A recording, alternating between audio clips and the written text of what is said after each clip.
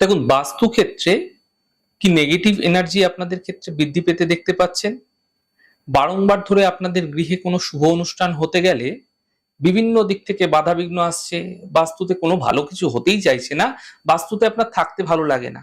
আপনি বাইরে তো ভালো আছেন, যখন আপনি বাস্তুতে প্রবেশ করছেন, বাড়িতে যাচ্ছেন, তখন ভালো লাগছে না।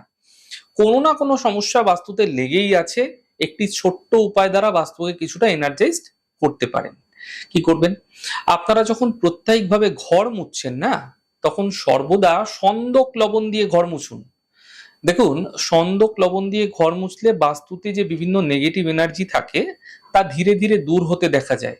কিন্তু একটি জিনিস আপনাদের অবশ্যই মাথায় রাখতে হবে, একাদশী তিথিযুক্ত দিন এবং বৃহস্পতিবার দিন কখনো সন্দক লবণ দিয়ে ভুলেও ঘর মুছবেন না। তা আপনাদের বাস্তুতে নেগেটিভ এনার্জি দূর করার থেকে নেগেটিভিটিকে আরো বেশি ডেকে আনবে। তাই প্রতিদিন আপনারা ঘর মুছতে পারেন, কোনো প্রবলেম নেই, কোনো সমস্যা নেই। তবে সন্দক লবণ দ্বারা কিন্তু একাদশী বৃহস্পতিবার দিন ঘর মোছা থেকে বিরত থাকুন, তা আপনাদের জন্য শুভ হবে।